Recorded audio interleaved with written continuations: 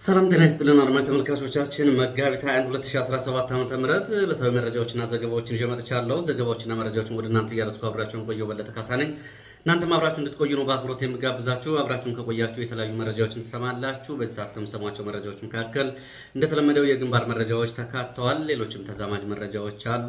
በተለያዩ የሀገሪቱ አካባቢዎች ያሉ ሁኔታዎችንም አካትቻለሁ። በዚህ የመረጃ ጊዜ እነሱን እየተከታተላችሁ አብራችሁ እንድትቆዩ በአክብሮት ጋብዛለሁ። እንደተለመደው ላይክ፣ ሼር፣ ሰብስክራይብ እያደረጋችሁ እንዲሁም ደግሞ አስተያየት መስጫ ላይ አስተያየቶቻችሁ እያደረሳችሁ እንድትከታተሉ ነው በአክብሮት የምጋብዛችሁ። አብራችሁን ከቆያችሁ እንግዲህ እናንተም የተለያዩ ዘገባዎች ትሰማላችሁ። ከዛ ባሻገር እናንተም እንደተለመደው ጥቆማ ዜና@gmail.com ላይ ሀሳብ ምልከታ ቢኖራችሁ ላኩልኝ። በርካቶቻችሁ ጥቆማና አስተያየት ላይ እንደዚሁ ተሳትፎ አድርጋችኋል። በእጅጉ ነው የማመሰግነው። ከላካችሁልኝ መልእክቶች መካከል እንግዲህ የተወሰኑትን ወደ እናንተ አቀርባለሁ። ካለኝ ጊዜ አንጻር እነዚህን መልእክቶች ላቅርብና ወደ ዝርዝር ዘገባዎች እሄዳለሁ። ተከታተሉኝ፣ አብራችሁን ቆዩ። አመሰግናለሁ። እንግዲህ መጀመሪያ ከኤርትራ የደረሰኝን መልእክት ነው የማስቀድመው። ኤርትራን በተመለከተ እንግዲህ እየተሰራጩ ካሉ ዘገባዎች መካከል በኤርትራ የተዘጋ ትምህርት ቤት የለም፣ ለጦርነት ግዳጅ በሚል የተዘጉ ትምህርት ቤቶችም የሉም፣ ይሄ ሆም ተብሎ እየተሰራጨ ያለው ወሬ ሐሰተኛ ነው የሚል ጥቆማ ደርሶኛል።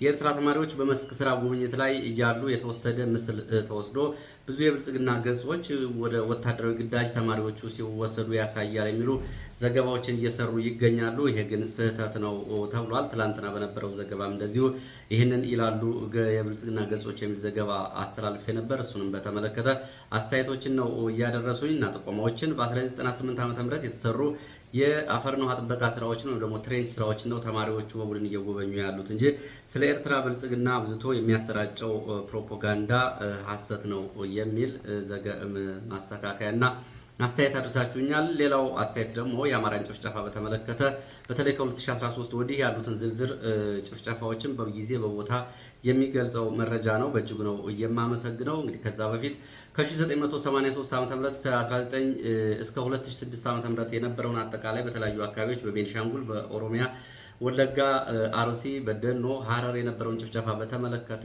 ሞረሽ ወገኔ ያሳተመው ትልቅ መጽሐፍ አለ። እዛ ላይ ታገኛላችሁ። ከዛ በኋላ ያሉትን ደግሞ በተከታታይ እንግዲህ እንደ አማራ ማህበር ያሉት በተደጋጋሚ የሚያወጧቸው ዕለታዊ መረጃዎች አሉ። በሱ አማካይነት አሉ። እንግዲህ ሁላችንም ደግሞ ከስራ ጋር በተያያዘ በየቀኑ የምንይዛቸው ማስታወሻዎችም አሉ። እነሱ እንደ ሁኔታዎቹ ወደፊት እንግዲህ ይህንን ግፍና ሰቆቃ የሚያሳዩ ሰነዶች በህትመት መልክ ይወጣሉ። ስለላካችሁልኝ ግን በእጅጉን የማመሰግነው። ከ2013 ወዲህ እንግዲህ ከነ ሀጫሉ ከነ ጀዋር መከበብ ከነ ሀጫሉ ግድያ ጋር ተያያዘ የተፈጸሙ ግድያዎችን ዝርዝር መረጃዎችን አድርሳችሁኛል። ሌላው ነባር ስሞችን በፍጥነት ኦህዴድ በየተለያዩ አካባቢዎች እየቀየረ ነው የሚለው ዝዋይ ንግድ ባንክ የሚለውን ቅርንጫፍ ለ40 ዓመታት ባንኩ ሲጠራበት የነበረውን ቅርንጫፍ ባቱ ብሎ ተቀይሯል። ይህ እንግዲህ በተለያዩ አካባቢዎች ያለውን የስም መደለዝና የነባር ስሞችን የማጥፋት ፖለቲካዊ እንቅስቃሴ ነው። ንግድ ባንክ በዚህ መንገድ ባይሳተፍና ከፖለቲካ ነፃ ቢሆን ጥሩ ነበር። አሁን ግን ንግድ ባንክ በመዋቅሩም የተያዘው በኦህዴድ ሰዎች ስለሆነ ይሄ እየሆነ ነው የሚል መልእክት ልካችሁልኛል። በእጅጉ አመሰግናለሁ። ከዚህ በተቃራኒው እንግዲህ በተለያዩ አካባቢዎች በተለይ ከ1520 ከ16ኛው ክፍለ ዘመን ጀምሮ እስከ 1690 ድረስ በነበረው ለ140 ዓመታት በነበረው የኦሮሞ እንቅስቃሴና ወረራ የተያዙ ቦታዎችና ስያሜዎቻቸውን አሁን ሁሉ የኦሮሞ ጎሳዎች በሰጧቸው ስያሜዎች ይዘው የቀጠሉ አሉ።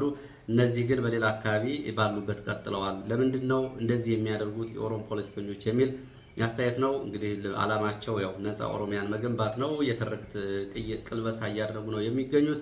ተጨቁነናል፣ ተገዝተናል፣ ስያሜዎቻችን ቋንቋችን እንዳያድጉናል የሚል ትርክት እየቀየሩ መሆኑ ነው። እንግዲህ አዲስ አበባን ጨምሮ የተለያዩ ከተሞችን ስያሜዎችን እየለወጡ ያሉት ይህ እንግዲህ ያው ፖለቲካዊ ትግል ነው።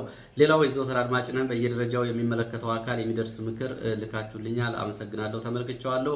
በሚዲያ ማስተያየት አድርሳችሁኛል፣ አመሰግናለሁ። ሌላው እገታን በተመለከተ በተለይ ከጎንደር ወደ ደባርቅ የሚወስደው መስመር ላይ ያለውን እገታ በተመለከተ እንደዚሁ መልእክት ልካችሁልኛል። በእጅጉ ነው የማመሰግነው።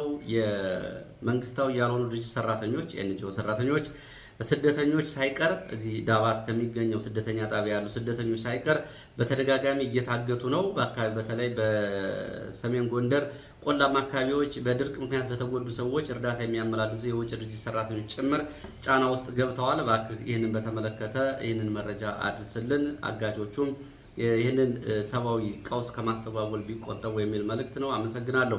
ሌላው የአማራ ልማት ማህበር ሰራተኞች የጻፋችሁ ቅሬታ ደርሶኛል። ለዶክተር ሙሉነሽ እና የቦርድ ሰብሳቢ እንዲሁም ደግሞ ለአልማ ዋና ስራ አስፈጻሚ ለአቶ መላኩ ፈንታይ ያቀረባችሁትን አቤቱታ በተመለከተ አቤቱታችሁን ተመልክቼዋለሁ። ምላሽ እንዲሰጣችሁ እንግዲህ ያው በሚዲያ አየር ላይ አውላለሁ። በሰው ሀብት አስተዳደሩ በኩል በተደጋጋሚ እየተፈጸመ ያለውን በደል በእናንተ ቅሬታ ደብዳቤ ላይ ተመልክቻለሁ። ይህንን የሚመለከተው አካል ላቀረባችሁት የደሞዝና የጥቅማጥቅም ጥያቄ ተገቢውን ምላሽ እንዲሰጥ ቦርዱና ስራ አስፈጻሚ የወሰነውን የሰው ኃይሉን ተግባራዊ እንዲያደርግ ይኸው እንግዲህ በሚዲያ ቅሬታችሁ ቀርቧል። ሌላው ለሚሊሻው መሰጠት ያለበት የግንዛቤ ትምህርት ቢኖር የሚል አስተያየት ማድረሳችሁኛል። ሚሊሻ ግንዛቤ፣ የፖለቲካ ግንዛቤ፣ የፋኖ የትግል ዓላማ ማስረዳት ቢቻል በሚሊሻና በፋኖ መካከል ያለው እልቂት ይቀንስ ነበረ። ስለዚህ ፋኖ በተቀዳሚነት የብልጽግና ሚሊሻዎችን ብልጽግና ከሚነግራቸው ፕሮፓጋንዳ ባሻገር የግንዛቤ ቢፈጥርላቸው ያለው ጫናም እንዲሁም እልቂቱ ይቀንሳል፣ የእርስ በርስ እልቂት የሚል ነው። አመሰግናለሁ። እንግዲህ በዚህ ሰዓት ከማድረሳችሁ መረጃዎች መካከል የአንጋፋው ፖለቲከኛ ዶክተር ኢንጂነር ታዲዮስ ቦጋለን ህልፈት በተመለከተ የደረሰ ዘገባ አለ። ዶክተር ኢንጂነር ታዲዮስ ቦጋለ በመላው ኢትዮጵያ አንድነት ድርጅት በተለያዩ ኃላፊነቶች ያገለገሉ አንጋፋ ፖለቲከኛ ናቸው። በትላንትናው ዕለት እንግዲህ ከዚህ ዓለም በሞት ተለይተዋል። መኢአድም ይህን በተመለከተ የተለያዩ መረጃዎችን አሰራጭተዋል። በቅንጅት ጊዜ ከነበሩ የምሁራን የፖለቲካ ተሳትፎና የላዕላይ ምክር ቤት አባላት ከነበሩት አንዱ የነበሩት ዶክተር ታዲዮስ ቦጋለ በትላንትናው ዕለት ህይወታቸው አልፏል። ዶክተር ታዲዮስ የኒውክሌር ሬክተር ፓተንት የነበራቸው ምሁር ናቸው። በተለይ በኬሚካል ኢንጂነሪንግ እስከ ምህንድስና የደረሱ የትምህርት ሁኔታቸውን የፖለቲካ ተሳትፏቸውን በተመለከተ እንግዲህ ባጭሩ ከተሰራጨው መረጃ ላይ የተመለከትኩትን ባጭሩ ወደ እናንተ ላድርስ። የትምህርት ዝግጅታቸውን በተመለከተ በተለያዩ የአውሮፓ ሀገራት በሚገኙ ተቋማት ትምህርታቸውን እንደተከታተሉ ነው እንግዲህ መረጃዎቹ የሚያሳዩት። በዚህም እንግዲህ በቀድሞው የባህር ዳር ፖሊቴክኒክ ኢንስቲትዩት በአግሮ ሜካኒክ በቴክኖሎጂ ከፍተኛ ዲፕሎማ ከተቀበሉ በኋላ በውጭ ሀገር ለድህረ ምረቃ ትምህርት በጀርመን ቮልጎራድ ስቴት ቴክኒካል ዩኒቨርሲቲ በቴክኖሎጂ ኦፍ ቤዚክ ኦርጋኒክ ኤንድ ፔትሮኬሚካል ሴንቴሲስ ዲግሪያቸውን ማግኘታቸውን ከዛ በኋላም እንደዚሁ በቀድሞ የራሻ ፌዴሬሽን በአይቲ በተባበሩ አፈጻጸም ኦፍ ኬሚካል ምህንድስና ዩኒት ኦፕሬሽን ኤንድ ኬሚካል ኢንጂነሪንግ የፒኤችዲ ትምህርታቸውን ማጠናቀቃቸውን እና በዚህም በተለያዩ ምርምር ዘርፎች ያበረከቷቸውን እንግዲህ እስከ ኒውክለር እና ፔትሮሊየም አናሊሲስ ድረስ የተለያዩ የምርምር ስራዎችን ማበረከታቸውን ከህይወት ታሪካቸው ላይ የወጣው መረጃ ያሳያል። እንግዲህ ለቤተሰቦቻቸውና እሳቸው ነፍሳቸው በአጸደ ገነት እንዲያሳርፍ ቤተሰቦቻቸው መጽናናት መጽናናት እንዲሰጣቸው እግዚአብሔር እመኛለሁ። እንግዲህ በቀድሞ አርሲ ክፍለ ሀገር የተወለዱ እንደነበሩ ከባህር ዳር ቴክኒክ ኮሌጅ እስከ ጀርመን እና ራሻ ድረስ በተለያዩ የትምህርት ደረጃዎች ትምህርት መከታተላቸውን በመኢአድ የተጣሉ ሰዎች በማስታረቅ ከፖለቲካው ተሳትፎ ማድረግ የፓርቲው ምክትል ፕሬዚዳንት በመሆንና በቅንጅት ጊዜ ያበረከቷቸው አስተዋጽኦዎች የሚታወቁ ናቸው። እንግዲህ በ71 ዓመታቸው በ1946 ዓ.ም በአርሲ ክፍለ ሀገር እንደተወለዱ ነው የህይወት ታሪካቸው የሚያሳየው። ወደ መረጃዎቹ እሄዳለሁ። ዛሬ ሪፖርተር ይዟቸው ከወጣው ዘገባዎች መካከል የሁለቱን ወደ እናንተ ላድርስ። አንደኛው በከተሞች የባለቤትነት ጉዳይ በተመለከተ የመጣውን የፖለቲካ ውጥረት በተመለከተ በምሁራን የቀረቡ ጥናታዊ ወረቀቶችን ሪፖርተር በዘገባው ይዞ ወጥቷል። በከተሞች ባለቤትነት የሚነሱ ጥያቄዎች የፖለቲካ ውጥረት መንስኤ ሆነዋል በሚለው ዘገባው ስለ ሪፖርተር በአዲስ አበባ በቀረበ ጥናት ላይ ከተሞች በባለቤትነት ለመቆጣጠር የሚደረገው ጥረት ከባድ የፖለቲካ ውጥረት ፈጥሯል በሀገር አቀፍ ደረጃ በሚል የተለያዩ ከተሞችን በተመለከተ የተለያዩ ምሁራኖች ተሳትፎዎችን አቅርበዋል። ከነዚህም መካከል ሆሳና ከተማን በተመለከተ፣ አዋሳ ከተማን በተመለከተ፣ አዲስ አበባ ከተማና ድሬዳዋ ከተማን በተመለከተ የቀረቡ ጥናቶች ናቸው በሪፖርተር ዘገባ ውስጥ የተካተቱት። ከነዚህ ውስጥ በአዲስ አበባ ከተማን በተመለከተ የቀረበው ጥናት ህዝባዊ በዓላትን በፖለቲካዊ ገጽታ ይዘው መከበር የፈጠረው ጫና አንዱ ነው ወይም ከተማው የኛ ነው የሚል ማሳያ ሆኗል። እነዚህ ሃይማኖታዊ በዓላትን ለማክበር የሚደረጉ እንቅስቃሴዎች የከተማ ባለቤትነት ማሳያ ሆኗል በሚል በጥናታቸው ያቀረቡ ምሁራን አሉ። ሐዋሳ ከተማ እንደዚሁ የሐዋሳ ከተማ ለሲዳማ ክልል መሰጠት በሌሎቹ የደቡብ ክልሎች በጋራ የገነባ ነው ከተማ ተነጠቅን የሚል ከፍተኛ ቅሬታ መፍጠሩንና በሌሎች ደግሞ ክልሎችን ለመፍጠር የአዋሳ ከተማ ተሞክሮ ለሌሎቹ ብሔር ብሔረሰቦች ስጋት እንደሆነባቸው በማሳያነት ቀርቧል። ሆሳና ከተማንም በተመለከተ እንደዚሁ በሃይማኖት የሚነሱ ቁርሾዎች ከዲያስፖራ የሚገኝ የሪሚተንስ ገንዘብን ጭምር ከተማውን ለማልማት ከፍተኛ ችግር መፍጠሩንም እንደዚሁ በጥናቱ ላይ ታይቷል። ድሬዳዋን በተመለከተም ሁለት ክልሎች የሚያነሱት የባለቤትነት ፉክክር ወደ ጦርነት ሊያመራ ይችላል ተብሏል በጥናቱ። በተለይ መፍትሄ ካልተሰጠውና የከተማ ፖሊሲን የሚያስተዳድር አዋጅና መመሪያ ተግባራዊ ካልተደረገ በሁለቱ ክልሎች የባለቤትነት ጉዳይ ላይ ጦርነት ሊቀሰቀስ ይችላል። በዚህም ሶማሌ ክልልና ኦሮሚያ ክልል እያደረጉ ያሉት እንቅስቃሴ ከዛ በፊት ነባር የከተማው ነዋሪዎችም እንደዚሁ ያደረጓቸው እንቅስቃሴዎች በጥናቱ ውስጥ ተካቷል። ዶክተር ሰሚር የሱፍ ሪፍት ቫሊ ኢንስቲትዩት ዳይሬክተር ለችግሩ መፍትሄ ማፈላለግ ይገባል ብለዋል። እንግዲህ ይህንን ጥናት ያቀረበው ይሄ ኢንስቲትዩት ነው። ዳይሬክተሩ ደግሞ ይህንን ብለዋል። አዲስ አበባን በተመለከተ ጥናት ያቀረቡት አቶ ዳሊያ አሸናፊ የአድዋን በዓል አከባበር በተመለከተ፣ የኢሬቻ በዓልን አከባበር በተመለከተ እንዲሁም ደግሞ በታላቁ ሩጫና በሌሎች የህዝባዊ በዓላት ላይ የሚታዩት እንቅስቃሴዎችን አንስተዋል። ጥናት አቅራቢው በታሪክ ማደስና የጋራ ትርክት መፍጠር በሚል ነባር የከተማዋን ማንነት መደምሰስና መገለጫ ማሳጣት የዘመቻ አካሉ ነው የሚሉ የማህበረሰብ ክፍሎች መኖራቸውን እንደዚሁ በጥናቱ ውስጥ አካተዋል። በዚህም ይህንን በከተማው ውስጥ የኮሪደር ልማት በሚል ነባር ማህበረሰቡን ነባር ታሪክን የማጥፋት ስራ እየተሰራ ነው የሚል በርካታ ማህበረሰብ እንዳለ በጥናታቸው አቅርበዋል። ይህንን በተመለከተ እንግዲህ በከተማዋ ህዝባዊ በዓል ለማክበር ነፃነት ማጣት፣ በልማት ስራዎች ተጠቃሚ አለመሆን፣ ውክልና ማጣትን በተመለከተና የመስቀል አደባባይን ጉዳይ በተመለከተ እንደዚሁ መፍትሄዎች ያስፈልጋሉ። በተለይ የኢትዮጵያ ኦርቶዶክስ ተዋሕዶ ቤተክርስቲያን በመስቀል አደባባይ ላይ በምታቀርበው የባለቤትነት ጉዳይ ላይ እንደዚሁ ውሳኔዎችና መፍትሄዎች ያስፈልጋሉ ብለዋል። እንግዲህ ከዚህ ጋር ከአዲስ አበባ ጋር በተገናኘ በነገራችን ላይ ሁልጊዜም እንግዲህ አዲስ አበባ ጉዳይ ሲነሳ አዲስ አበባ በ1983 በነበረው ቻርተር እስከ 87 ድረስ ራሱን የቻለ ክልል የነበረ ቢሆንም በኋላ ከተማ አስተዳደር የሚለው እስከመጣበት ድረስ አዲስ አበባ ከተማ በፌዴሬሽን ምክር ቤት ውክልና የለውም። ውክልና እንዳይኖረው ደግሞ የተደረገው የነፍጠኛ የጨቋይ ከተማ ነው በሚል እነ መለስ ዜናዊ ነፍጠኛን 2 ጊዜ አንወክልም ማለታቸው እንደሆነ ካሁን በፊት እንግዲህ በተለያዩ ጥናቶች በፖለቲካ ሀሳቦች ተሸራሸሩ መረጃዎች ይህንን ያሳያሉ።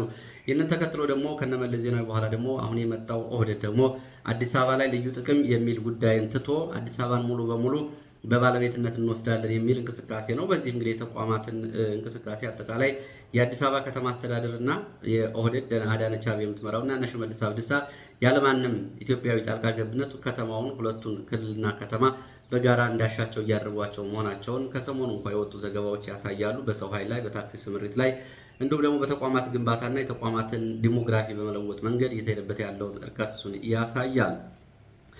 ሌላው ድሬዳዋን በተመለከተም እንደዚሁ ዶክተር ኢዮብ ባልቻ ባቀረቡት ጥናታዊ ጽሑፍ የተለያዩ አደረጃጀቶችን በመፍጠር ከተሞቹን የመቆጣጠር እንቅስቃሴ አለ ሲሉ ነው የገለጹት። እንግዲህ በአጠቃላይ ሪፍት ቫሊ ኢንስቲትዩት ባሳየው የጥናት ምልከታ ለከተሞቹ የፖሊሲ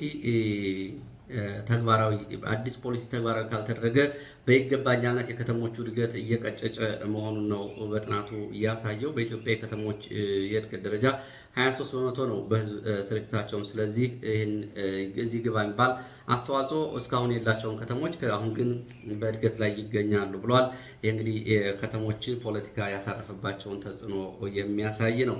በዚሁ የሰሞኑን የኦህዴድ ብልጽግና አክራሪ ፖለቲከኞችና እንዲሁም ደግሞ በኦነግ ውስጥ የሚገኙ ፖለቲከኞች እያራመዷቸው ያሉ ሀሳቦች አሉ ነው የተባለው።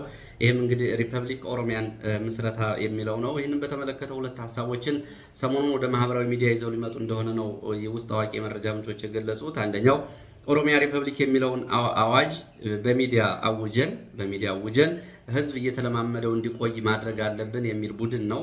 እንግዲህ ማህበራዊ ሚዲያ እና በመደበኛ ሚዲያዎች ህዝቡን ማለማመድ አለብን የሚለው። ሌላው ደግሞ አሁን የሪፐብሊክ ምስረታ ተግባራትን በማለማመድ ሳይሆን በተግባር ማድረግ አለብን የሚል እና ሪፐብሊክ ኦሮሚያን መመስረት አለብን የሚሉ ጉዳዮችን የያዙ ውይይቶች ተደርገዋል። ከዚህ ጋር በተያያዘ በተለይ ይህንን ኦህዴድ ብልጽግና ስልጣን ላይ ያለው በቀጥታ እንኳ ባያወጣው ሌሎቹ እንዲያወጡትና ህዝብ እንዲለማመደው ሊደረግ ነው ተብሏል። እንግዲህ ከዚህ አንጻር የመጣ ፕሮፓጋንዳ ካለ የተቀናጀ መሆኑን መገንዘብ ያስፈልጋል።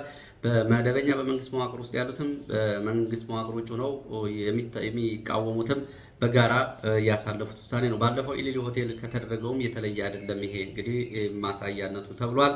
ወደ መረጃዎች ነው የሚሄደው። የግንባር መረጃዎችን ማቅረብ እጀምራለሁ። ወደ ግንባር መረጃዎች ሲሄድ ወደ ደቡብ ጎንደር ጋይንት የሚወስደን መረጃ ነው የማቀርበው። ጋይንት መኳቢያ ተብሎ በሚጠራ አካባቢ ትላንትና እጀባ ላይ የነበሩ ወታደሮች ላይ በተፈጸመ የደፈጣ ጥቃት ሙትና ቁስለኛ ሆነዋል ተብሏል። ነዳጅ ነው የነበሩ የተሽከርካሪዎችም እንደዚሁ በጥይት ተመተው ነዳጁ መፍሰሱን የመረጃ ምንጮቹ ገልጸዋል። ይሄ መጋቢት 20 2017 ዓ.ም ረፋድ ላይ የተፈጸመ ጥቃት ነው። እንግዲህ ባለፈው ሰሊጥ የጫኑ ተሽከርካሪዎች ላይ እንደዚሁ ቃጠሎ ደርሶ ነበር። ትላንት ደግሞ ነዳጅ የጫኑ ተሽከርካሪዎች እንደዚሁ በጥይት ተመተው ጉዳት ደርሶባቸዋል ነው የተባሉት። እጀባ ላይ የነበሩ ወታደሮችም እንደዚሁ ሞትና ቁስለኛ ሆነዋል። ወደ መራቤቴ ሸዋ ስንሄድ ከባድ ውጊያ በትላንትናው ዕለት ካስተናገዱ አካባቢዎች መካከል በመራቤቴ ቀጠና ሬማና አካባቢው ይገኝበታል። በዚህ አካባቢ ከባድ ውጊያ ተደርጓል። ትላንትና ሙሉ ቀን በዘለቀው ከባድ ውጊያ ከፍተኛ ሰብአዊ፣ ቁሳዊና ወታደራዊ ጉዳት ደርሷል ነው የተባለው። በተለይ አፈር ባይኔ ተብሎ በሚጠራው ቦታ እንዲሁም ደግሞ ወይብላ ተብሎ በሚጠሩ ሁለት ቦታዎች ከሬማ ከተማ በቅርብ ርቀት በሚገኙ ቦታዎች በተደረጉ ከባድ ውጊያዎች ከፍተኛ ሰብአዊና ቁሳዊ ጉዳት ደርሷል። ዙ 23ን ጨምሮ የመንግስት ኃይሎች መሳሪያዎች ወድመዋል። ቁጥራቸው በውል ያልታወቁ ወታደሮችም ሙትና ቁስለኛ ሆነዋል ሲሉ የመረጃ ምንጮቹ ደረቅ ወንዝ ተብሎ የሚጠራው አካባቢ ዛሬም ድረስ ያልተነሱ የመንግስት አስከሬኖችን ተመልክተናል ነው የሚሉት የመረጃ ምንጮቹ።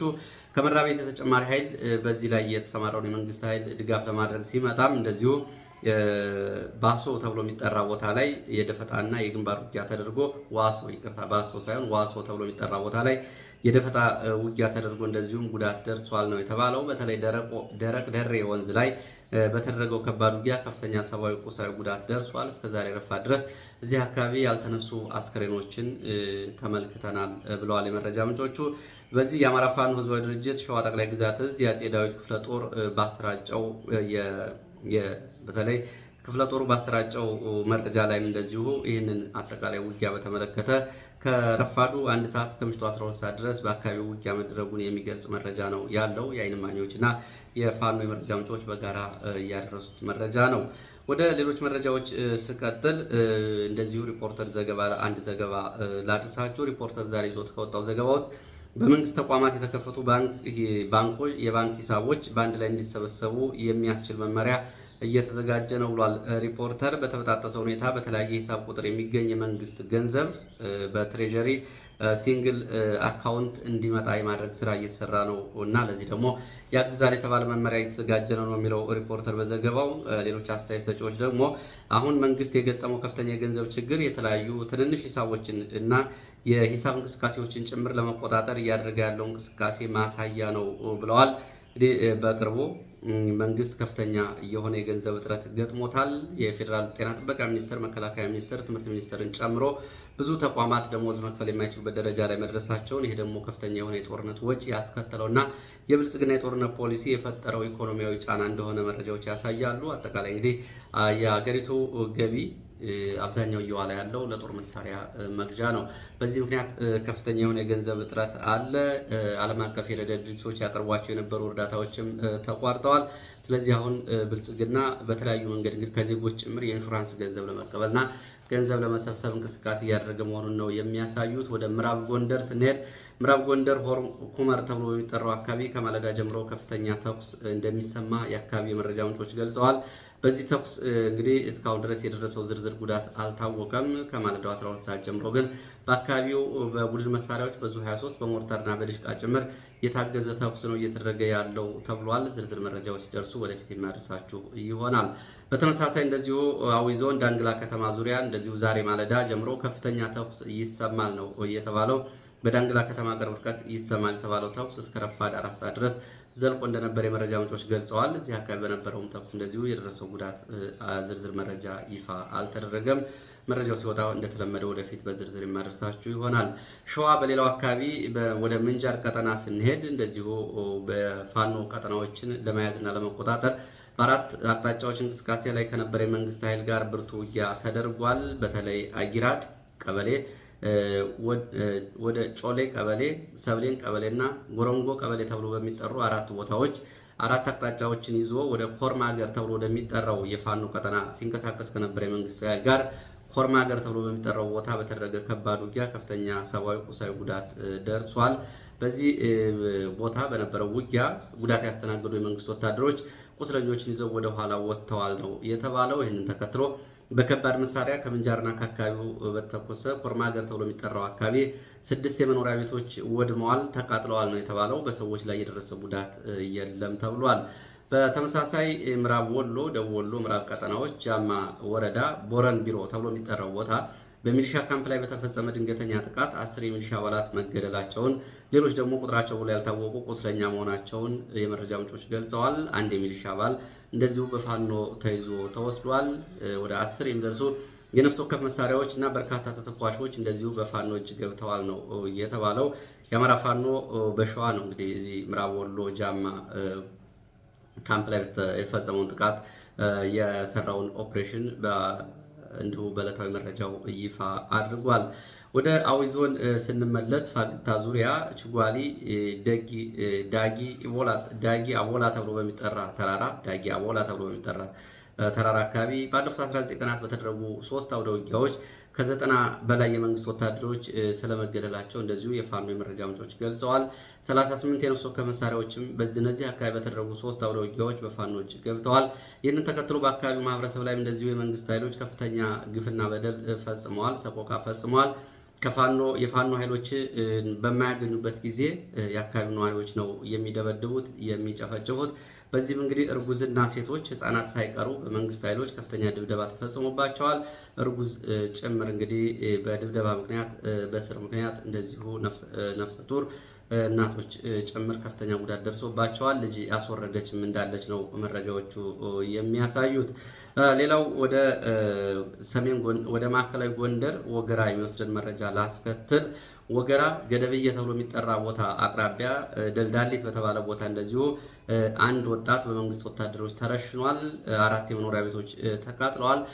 ፋኖ ድጋሚ የሚወረን ከሆነ ደልዳሊት የምትባለው መንደር ሙሉ በሙሉ እናጠፋታለን እያሉ የመንግስት ወታደሮች እየዛቱ መሆናቸውን ነው መረጃዎቹ የሚያሳዩት። ይህንን በተመለከተ እንግዲህ በአካባቢው ሰሞኑን በተደረጉ ውጊያዎች በሚሊሻ አባላት ላይ ከፍተኛ ጉዳት መድረሱ ይታወቃል። ይህንን ተከትሎ የመንግስት ወታደሮች የፈጸሙት ግፍ ኢሰብአዊ ድርጊት ነው በንጹሃን ላይ እየተፈጸመ ያለው። ወደ አዊ ዞን እንመለስና አዊ ዞን ባንጃ ትላንትና ከባድ ውጊያ ተደርጓል። አዘና ተብሎ በሚጠራው አካባቢ በዚህ አካባቢ በተደረገው ውጊያ ከፍተኛ ሰብአዊ፣ ቁሳዊ ጉዳት ደርሷል ነው የተባለው። በርካታ የሚሊሻ አባላት እዚህ አካባቢ በነበረው ውጊያ ሙትና ቁስለኛ ሆነዋል። የዓይን እማኞች እዚህ አካባቢ የነበረውን ውጊያ በተመለከተ ከ3 ደርዘን በላይ የሚሊሻ አባላት ጉዳት አስተናግደዋል ብለዋል። በአዊ ዞን ባንጃ ሹዳድ ወረዳ አዘና ተብሎ የሚጠራው አካባቢ የወንበርማና የአካባቢው ቀጠና ነው። የአማራ ፋኖ ጎጃም 5ኛ ክፍለ ጦር የተለያዩ የብርጌድ አባላት ናቸው በዚህ አካባቢ ውጊያ እያደረጉት፣ የመረጃ ምንጮቹ ይናድርሰዋል። ወደ አፍሪካ ቀንድ መረጃዎቻችን ስንሄድ ሱዳንን የተመለከተ መረጃ ላድርስ። ሱዳንን በተመለከተ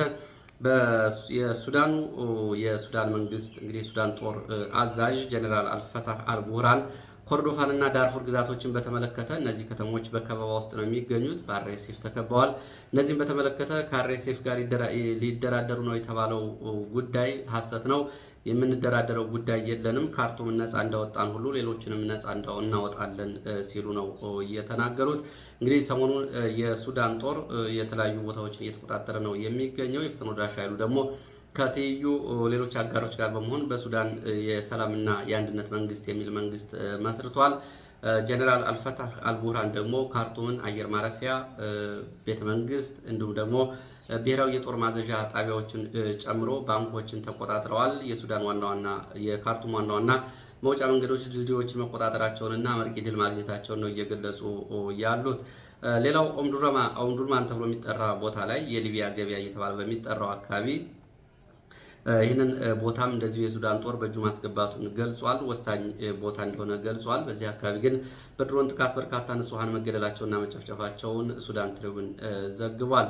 ለዚህ ሰዓት ያስኳቸው መረጃዎች እነዚህ ነው የሚመስሉ። ስለተከታተላችሁ በእጅጉ አመሰግናለሁ። በሌላ ተመሳሳይ መርሃ ግብር እስከምንገናኝ ድረስ መልካም ጊዜ